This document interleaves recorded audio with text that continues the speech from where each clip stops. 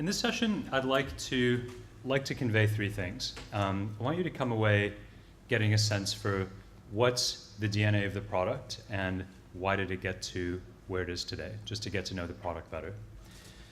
By the time you're done with this 30-minute session, you should also get an idea of what you can expect from Neo, sort of what our motivations are for doing what we do. And then I also want you to come away with a preview of things to come. So what's coming in the next couple of releases, and for those of you who aren't too familiar with the 2.2 release, which just came out about a month ago, what's a little bit about what that's about. And when preparing for this presentation, I actually went around and spoke with a few folks at Neo who had been at the company for a while to get an idea for key milestones and decisions. And originally I was planning on actually maybe going through a chronology and what are some of the key decisions, what were the ultimate pain points that caused someone to decide to go out and build their own database. This was before I joined, I joined just 3 years ago. But actually speaking with people and reflecting myself, I realized that there are three core principles that embody the spirit of how the products come into being. The first one is to build from the core out. So what does that mean? If you look at a database, you've got this thing at the very heart of things, which is the storage engine. And radially you expand out, and you've got just beyond that, you've got a processing engine, a kernel.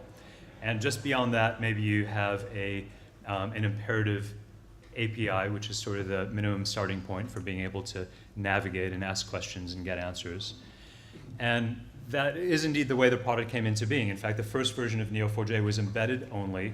There was no cipher. There was just an imperative Java API, same API that's there today. And it's been a journey of multiple years of progressively, starting at the core, building out to where what came after that. You had a server. Let's expose this thing so it can be accessed remotely, and an API around the server, and then a declarative query language, which is Cypher, which many of you, I guess, have worked with, and if you haven't, Emil gave you a bit of a taste earlier. And expanding out from there, the developer experience, the Neo4j browser. And so why is this important? Because actually where you live is on the surface as users. It's this awesome place. There's oxygen, there's water. It's not, temperatures that's going to melt stone. It's a pretty comfortable place, but actually there's all this stuff happening underneath the surface that needs to work and needs to operate. And this is particularly important when you have a database and you're storing data, but actually it's even more important when you have a database that's focused on storing connections and relationships, because something that's very different with a graph and a document or a key value or a column family is that whereas those things, the unit of work is a single thing, and there's a certain bar of trustworthiness that you might need to attain in order to be able to, with some level of reliability, write one thing and get an acknowledgement back and know that that one thing has been written. It's yet another thing, much more complicated and difficult, to be able to take multiple things that connect to each other, and those all need to be written on an all or none basis. Because if they're not, then I end up with a node that connects to nothing, or the node on the other side that connects to nothing. So it's actually a very different game. And so partly because it's our personality and we don't feel satisfied and fulfilled unless we strive for quality, but partly also because the nature of the very technology and what it's attempting to do has a much higher level of demand vis-a-vis the quality of the core. So I thought I'd share that. You might have conceivably, if you were going to start building a graph database from scratch, start at the surface, the API. That's what users are going to be using after all. And one of the fruits of you today being able to benefit from the decade-plus journey of people who've started the core and built out is that that core is there. So so as we move the product forward, you'll see continued work on the core to scale better and higher for more data, more read transactions, more write transactions, more distribution, et cetera. But as we progress, we're going to continue building radially out. Okay, next point is good consensus. This is Emil's trademark term. Consensus is something that's at the very heart of Swedish culture, but consensus, when you think about consensus, what do you think about? Well, consensus can often mean something's going to take an awfully long time, and maybe I'm going to end up with some sort of compromise decision, which actually isn't necessarily the best thing. And actually, that's not what good consensus is. Good consensus is taking input from all sorts of people who have great ideas, and in our case, inside the company, but also outside the company, users and the broader community, and using that to create something that's even better than we ever could have arrived at by ourselves. And the image actually I chose to show here is this is who's seen this, or does anyone know what this is? Has anyone seen this plane before? It's Solar Impulse. So actually the guy who is effectively like the CEO for this project is this guy named Philip Rathle. It's not me, it's the one other person on the planet with this name. It's my cousin in Switzerland.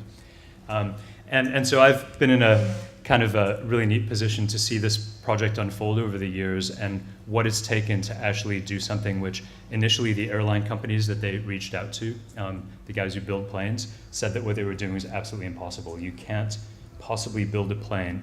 You don't have the material science. You don't have the the battery science. You don't have the solar cell science, et cetera, the motors, to build a plane that will be able to outlast a pilot. Basically, this thing will run continuously and exhaust any pilot. It charges with solar cells. It has a wingspan equivalent to a 747. And it weighs less than an SUV, like less than a typical Range Rover. And it's currently in China. Okay. It's currently in China, about to do a 5-day leg over the Pacific to Hawaii. It started out in Abu Dhabi, and it's been going progressively around the world. So they're in the process of completing around the world solar flight, the first time this has ever been done.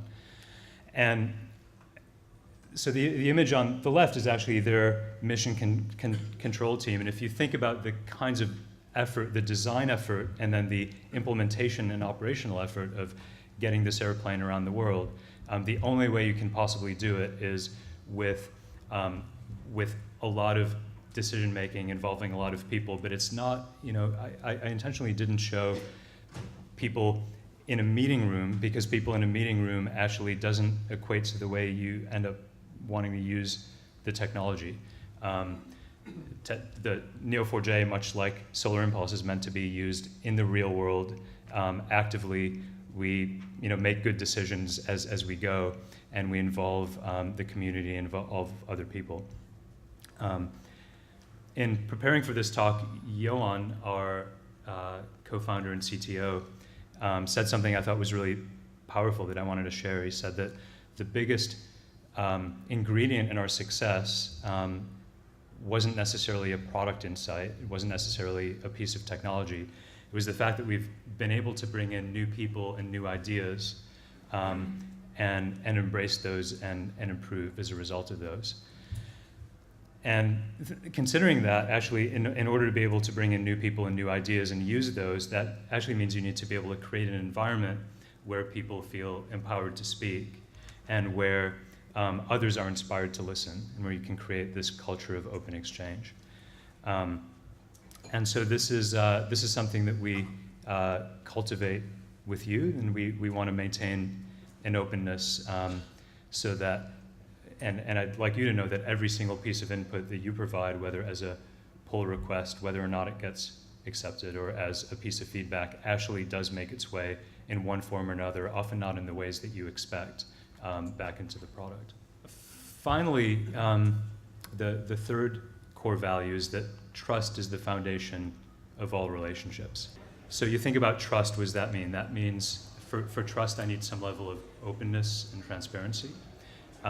Trust also implies a solid foundation, something you can rely upon. I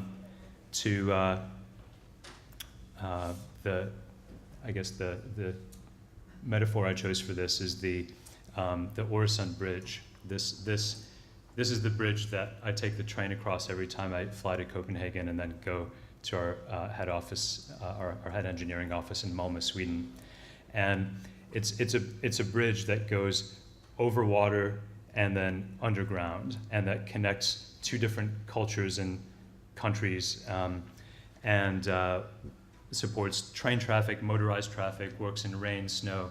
So I thought this was actually a good metaphor in a few ways. Also, the bridge allows you to see what's on the other side, to get to what's on the other side, to communicate.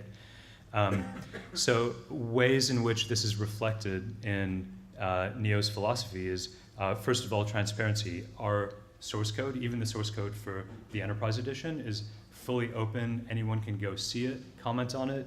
It's not just the source code, it's all the interactions and the check-ins and all the comments. That's all up there. We want to be open and share what we're doing, and it's only by doing that that we can then achieve the fruit of the prior value around collaboration. The second one is ACID and transactionality, that having a technology where when you tell the database to write, and the database comes back and says, yes, I've acknowledged that right, that you can trust that that's occurred. There's a lot of effort that goes into that, and these days that's actually not something we can take for granted with database technologies. It's interesting seeing the ways that our muscle memory works when evaluating database technology, that oftentimes we're conditioned to look at features and performance, because features and performance are, 5-10 years ago, before NoSQL came around, the only differentiation between Oracle, SQL Server, Sybase, DB2, Informix, you name it. Those technologies were all essentially assumed and known to be trustworthy. But in a world where you have a new database coming out every 2 weeks, and where, if you listen to some of the experts, Kurt Monash has this great quote that says it takes 5 to 7 years and tens of millions of dollars to build a good database, if you're lucky. And there are no exceptions to that. He says there are no exceptions to that. So it's good to actually remember that value is important. We remind ourselves of that every day. And then the third way in which we strive to embody this value is in the way we test the software. Since the time I've joined Neo, I've seen what started out as something I thought was a really neat and well-evolved set of test practices. For example, I'm not sure if any of you know this, but all the Cypher examples in the Neo4j documentation, those all run as part of the build process. And if any of them fails and the result doesn't match what the documentation says, the build will stop and we'll go back to the drawing board, have to fix it before actually the product will even compile. So these kinds of tests exist at all levels in the product, and now I just go through the list of tests. Actually, we were just doing this exercise of trying to understand from the quality team, which operates mostly here in London, and that builds quality infrastructure that's used by the entire engineering team. What are the different kinds of testing that we do? We have long-running SOAP tests, stress tests, performance tests, upgrade testing, HA robustness, tire kicking. There's something called, is Cypher fast yet? So as part of building the new cost-based optimizer in Neo4j 2.2, which is taking an entire layer of Cypher and rewriting it from scratch, we needed to know that all the results were going to be correct and the same. And B, there was no point if every possible query we could imagine against every kind of data pattern wasn't faster. So we actually got a bunch of different data sets, some of them anonymized and donated by customers, thank you for that, and integrated them into our build infrastructure. Every day you'd have hundreds of Cypher queries run against many different databases, and you'd have this dashboard that you could go to that tracked over time, day by day, for each of 100 plus queries, how they ran with different optimizers. And it's only when we got to the point where the answer was yes, is Cypher fast yet, that we decided to ship 2.0. 2.0 was feature complete, 2.2 is essentially feature complete around Christmas, and we shipped it just about a month ago. So that's the foundation, and a bit of background on where we come from when we were building this stuff.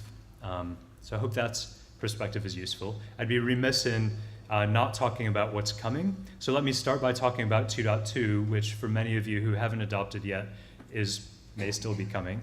2.2 basically has three key things in it. One is the cost-based optimizer. The previous generation Cypher optimizer was rule-based, meaning that it would look at the query, and based on what the query was trying to do, it would apply a series of rules and come up with what it thought was the most efficient way to query the graph. Start here, start there, start in both places, go breadth first, go depth first, run this sub-calculation first or that one. But the problem with that approach is that every graph is different, and depending on the number of nodes of a particular type or having a particular label, and the number of relationship types and the number of properties and the data demographics, you might end up with a plan that actually isn't a good plan, might be a good plan for one data set, but not a good plan for another data set. So what we did was spend a lot of time looking at, well, what statistics even matter? So that was a few months. And then how can we update the graph to keep those statistics and collect those statistics, keep them in sync without impacting the ability of the graph to carry out queries. And then we did the work to actually rebuild the optimizer to take into account that information, combine it with what we knew about the rule-based planning. And the result is not only an optimizer that's much smarter and much faster, and we've seen queries that are 2 times, 5 times, 10 times. I've even seen queries that are 100 times faster compared to the old 2.1 Cypher. But we've also, in the spirit of openness and transparency, included in both the community and the enterprise edition a query plan visualizer. So built into the Neo4j browser that Emil demoed today, if in front of any of those Cypher queries he had simply said explain, you'd have gotten a visual query plan that shows step by step, and you can see there's some mouse overs, and you can go in and get all these statistics about what's actually happening. And it's quite technical. It's a lot, to absorb at first. It's new stuff. It's new to us. But there have already been some good blog posts around this. Petra Selmer from our engineering team, who works on Cypher, has a great blog post that actually talks about what the planner does, kind of the anatomy of the planner. Max DeMarzi, who's a field engineer out of the US, based in Chicago, actually did a nice example blog post show an example of a query you could actually speed up. So that's one of the things in 2.2. Another one is, this is a bit small, but what this represents is on the left-hand side you can see, okay, you can't see this at all. There's the storage layer, there's memory mapped I/O, and then there's this thing called the object cache, and then there's your query at the top. And Neo4j up until and through 2.1 essentially delegated this lower level caching to the operating system. And said, I'm going to just use memory mapping because that's great. Well, it turns out memory mapping is great until you start seriously, pushing seriously pushing it in the way that a graph database does at very high concurrent workload. And actually there were two issues specifically we ran into. One is when you have hundreds of concurrent read transactions, the ability of the operating system to serve up and keep the right data in cache doesn't quite align with our needs, and you end up with things stepping on each other, so you actually don't get great vertical scalability as you add threads and cores and so on. And then secondly, actually the operating system isn't as timely as we'd like sometimes about releasing memory. So we actually decided, all right, this is something that we've delegated to the OS for long enough. It's time we grow up and build our own page cache. We spent the last year doing that. We beat the heck out of it because this is a core thing that's actually serving up data. So 2.2 includes it, and this is actually a step along the way to something we're doing in 2.3, which is to entirely remove this object cache, which sits on the JVM heap, so that you're not at all bound by any of the JVM limitations memory-wise. And actually, those limits aren't latency limits. This is quite fast, shuffling data from here to here. But if you're shuffling lots of data into the object cache, you can end up with garbage collection and all sorts of things. So this is all part of this sort of bigger master plan to actually move the cache entirely off heap. The kinds of numbers we're getting out of this are pretty astounding. We're seeing like for large machines with lots of cores and highly concurrent workload, we're seeing 5x, 10x kinds of read transaction improvements throughput-wise. Single transaction doesn't matter. Single transactions going very, very fast doesn't matter. This is a massive scalability feature. And then the last one is something we call fast write buffering. There are a couple parts to this, but essentially it's saying that when Neo4j does a write, before it actually acknowledges that write, it's going to flush. It's going to write to a transaction log, much in the way Oracle has redo logs, etc. Those writes need to take place in order. They need to be serialized so that you can maintain your transaction ordering. But they were actually happening one at a time, and we've made the engine smarter so that it actually takes advantage of some buffering, so that if I can buffer things together without slowing down queries, I will. So you can actually slather things onto disk much faster. And we also eliminated some internal bottlenecks where you had a two-phase commit happening between two different transaction logs, the index and the graph, because those two things need to be kept in sync too. ACID doesn't just mean the nodes and relationships are in sync, it means the index is also in sync. Now those have been unified into one log. So 2 was primarily focused on core infrastructure changes for very large graphs, and again, making sure that this very core kernel that you rely on can be relied upon at large scale. What's coming in 2.3? We just had the first milestone of 2.3 posted last week, and I think we're about a week or two away from our next milestone. And mid-summer, probably, we hope to have 2.3 out. 2.3 is about 3 things primarily. It's the end of this multi-year master plan to move the cache entirely off heap. And those of you running in large production environments with highly concurrent load will see some fantastic benefits from this. And then there are a couple things people have been looking for quite some time. There's going to be a like function that uses an index, and this will actually help Cypher be smart about optimizing range queries, numeric range queries. This will likely require a new type of index. You might have to declare that you want to enable range queries at the time of index creation.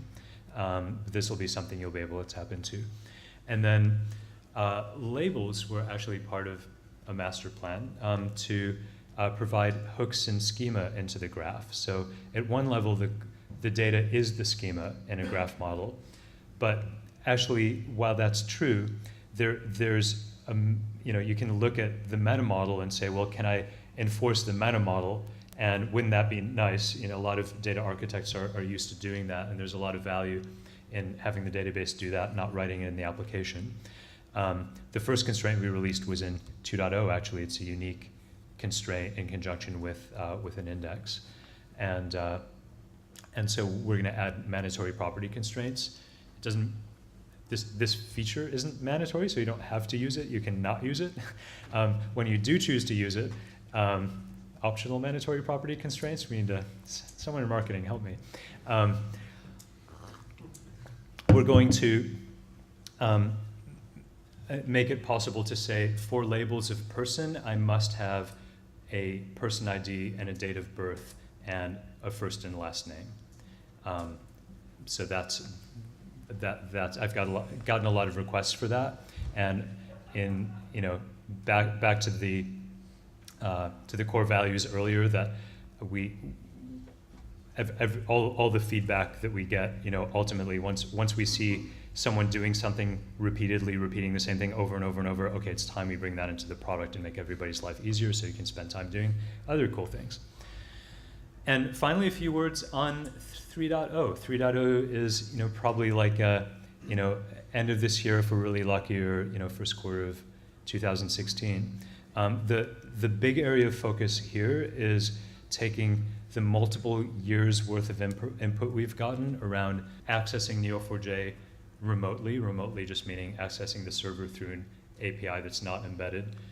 So this is the stuff that wraps Cypher. There's a transactional HTTP endpoint, and doing things at all layers inside of that, from the type system to the transport layer to sessions and transactions, and adding concepts around that to make it much more convenient for driver authors to build high quality and uniform drivers, as well as for people who want to use it directly, as well as for tooling providers like some of our partners who are here today to build to more easily build and integrate with Neo4j.